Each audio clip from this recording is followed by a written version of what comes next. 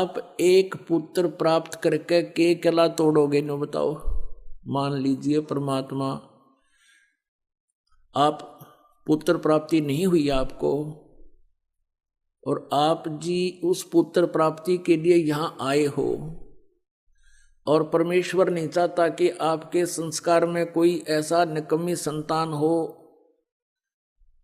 जो आपको आगे जाके बहुत दुखी कर दे, तो नहीं देगा। तो इस प्रकार संतान प्राप्ति ना हुई, बिना ज्ञान के वो प्राणी क्या करेंगे? फिर यहां से चले जाएंगे, फिर कहीं और धक्के खाएंगे। संतान तो वो होनी नहीं, क्योंकि यहां नहीं है तो कहीं और तो हो ही नहीं सकती। परमात्मा अगर चाहेंगे तो यहां सब कुछ दे सकते हैं। यहां आपको दिखाते हैं एक 27 साल की उम्र में। अब चक्कर क्या है, बिना ज्ञान के हम एक का डिमांड करते आवे। कल एक भक्त का फोन आया, जी हमारा 27 साल में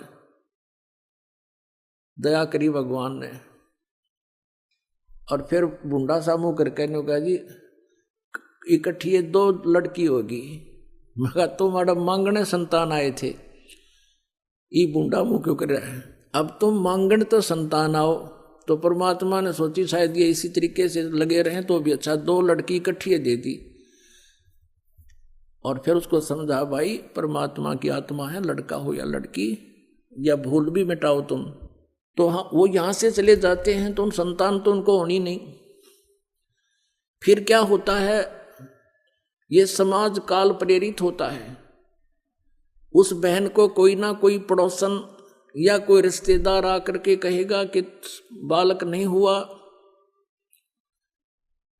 तो बुरा सा मुंह करके कहती है पता नहीं भगवान के घर में क्या कमी आएगी, यानी बहुत दुखी होती है। फिर वो जो उसको इंजेक्शन लाने आई है ना कि संतान तेग चाहिए थी, फिर वो बताओगी वो फलाने उस गांव में जाते दवाई दे हर न्यू पुत्र हो जाते हैं, फिर वो वहां धक्के खावेगी।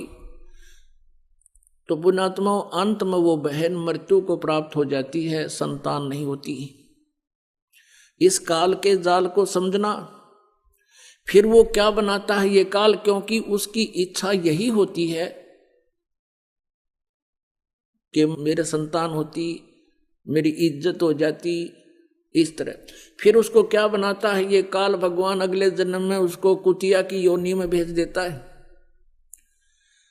और फिर कहता है ले अब पूरी कसर काट ले अपने संतान उत्पन्न करने की। 8 एक के टाइम में जमेगी, और अगले जन्म में फिर सूर्य बनावेगा, 12 इकट्ठे उत्पन्न करेगी, ले छकले तू उत्पन्न करके।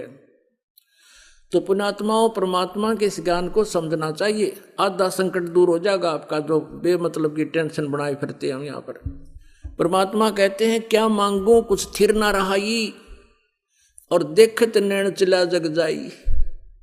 1 लाख पूत 1.25 लाख नाती, उस रावण के आज दीवान बाती। 1 लाख पुत्र थे रावण के, लंकापति रावण, लंका का राजा रावण, और वो 1 लाख भी मर गए। आज उस रावण के कोई दीवा लगाने वाला शेष नहीं बचा। और यदि आप जी एक पुत्र ही प्राप्त करके और उसी उद्देश्य से सब कुछ मान रहे हो, तो ये आपकी तत्व ज्ञानहीनता और काल का प्रभाव जानो। फिर भी परमात्मा चाहेगा तो आपकी ये समस्या भी हल होगी।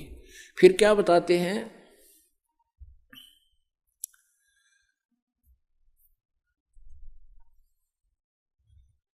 परमात्मा कहते हैं आवत संग ना कोई जात संगाती, क्या भया दर बांधे हाथी। अब राजा को बताते हैं, राजा लोग अपने किले के बाहर हाथियों की लाइन बांध लेते थे, सैकड़ों हाथी बांध कर रखते थे अपनी प्रभुता दिखाने के लिए, कि कोई राजा का दूत घूम रहा हो और वो देख जाएगा कि उस राजा के पास तो सैकड़ों हाथी बाहर बंध रहे हैं, तो इतने हाथियों को अपने द्वार पर बांध कर हाथी राजा अपनी समर्थता का प्रतीक मानता था। अब परमात्मा उसको कहते रहे बोले प्राणी, आवत संग ना कोई जात संगाती, क्या भया दर बांधे हाथी। दर माने द्वार पे। कह कबीर अंत की बारी, हाथ झाड़ जैसे चला जुआरी।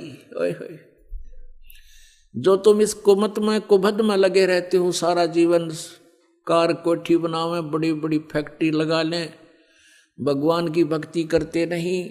जिसको जो भी मिलना था, कोई सेठ बना है अपने पूर्व जन्म के संस्कार शुभ कर्मों से, कोई अच्छा राजा बना है, कोई मंत्री मुख्यमंत्री बना है, वो भी अपने पूर्व जन्म के शुभ संस्कारों से पुण्यों से। और यदि सत भक्ति नहीं करता है तो अंत में उसकी कैसी दुर्गति होगी, जैसे जुए में हारे हुए जुआरी की होती है, वो हाथ पीटता जाता है, अरे नाश हो गया, खूब सब कुछ क्या लुट गया।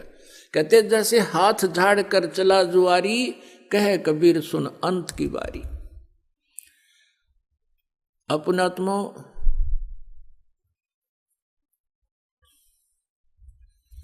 कबीर परमेश्वर जी की डिक्शनरी में इम्पॉसिबल वर्ड नहीं है।